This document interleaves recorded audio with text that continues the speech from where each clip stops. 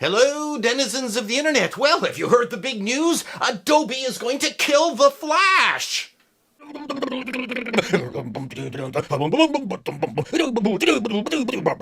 Okay, I was kidding. Adobe's not killing the Flash, although the ending to season 3, that was quite ambiguous. I mean, he was going to, get married, and suddenly his mother showed up and all this lightning stuff out on the street, and he went off holding his mother's hand into the abyss. So I guess he was kind of a mama's boy. Okay, so forget about the Flash right now, okay? So we're not talking about Adobe killing the Flash. We're talking about Adobe killing Flash, and it just came up the other day. Well, for many of us, this is great news. I don't hear a lot of people bemoaning the death of Flash. Now, I wanted to talk about this because I have a long relationship with the application. Most of you just, out there in internet land know it as a video enhancement application or something that shows animations on the internet. Well, it's evolved into a video player, but at the very beginning, and I can't remember the company that came up with Flash to begin with, which was then bought by Macromedia, and then Macromedia was bought by Adobe.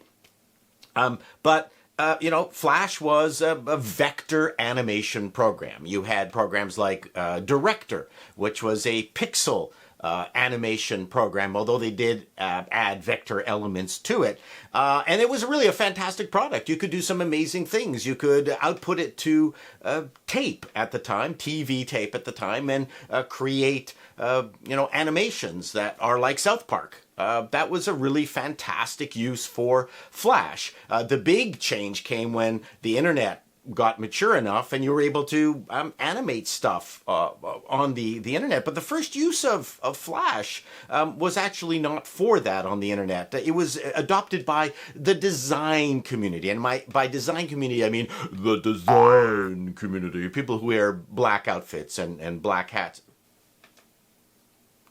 Anyway, what they loved about it was several reasons. One, they didn't have to use HTML to create websites. Not that designers could program in HTML anyway, but at the time HTML was extremely limited, and you had you had a very limited set of typefaces that you could use for your website, because HTML would draw on the typeface that you had embedded in your computer. So by default, because Windows was the dominant platform, Windows 3.1 globally, that you had access only to the typefaces that are available in Windows 3.1, which were insanely crappy. At times, Roman Arial, Courier. Eventually, they added Tahoma, and which wasn't such a bad typeface.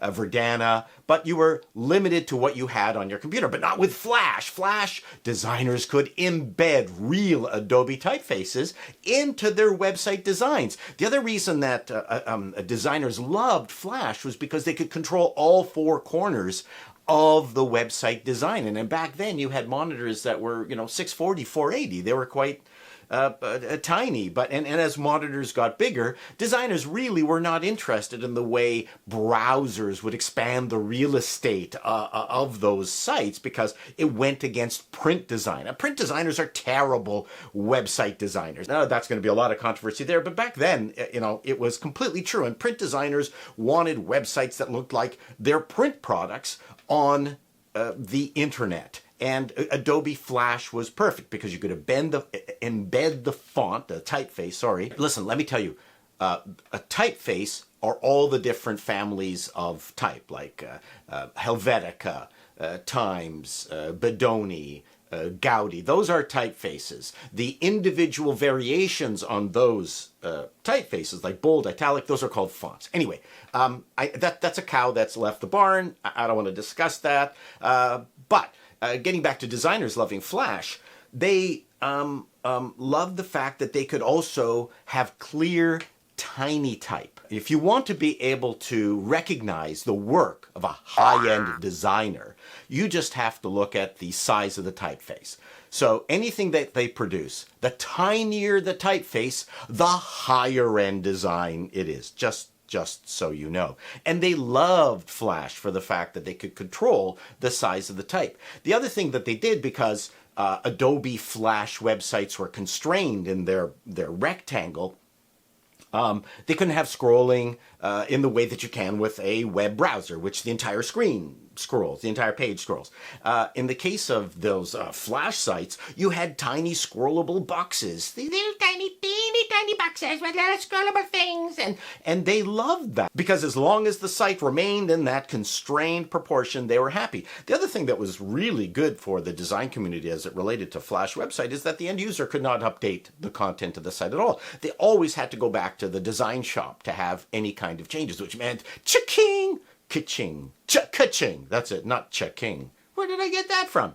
Ka-ching! Every single change was more money for the design shop. And I'm glad that's gone. And then, we know the history of Flash when Mr. Stephen Jobs refused to put Flash on his iPhone or on any of his iOS devices because he said it slowed things down and it was buggy and it was crash related. And quite frankly, OS 10 is a very stable operating system, but anytime it did crash, I could always trace it back to Flash. So, Adobe, enjoy this. Adobe has gone and I don't even use any of their software anymore. I mean, I don't have anything against Adobe. I was an original Illustrator designer. We're here. So I have still my very first package of Adobe Illustrator. I've held on to it for all these years. John Warnock, the man who invented PostScript, that created Illustrator, he gave me his copy. This is his copy of Adobe Illustrator. He was speaking in Toronto. They had a giveaway, and they didn't have the giveaway copy available, the shrink-wrap copy. So he gave me his copy, the copy that he used in the demo on his computer. So this actually was touched by John Warnock. Yes, I can still smell his musk. That's it. I'm completely happy that Flash is gone. We don't need it. It's not very useful anymore. It's had a good long life and it's overstayed its welcome. And now it's going to be gone by 2020. So long, Flash. It's been good to know you. No, not the Flash. Flash.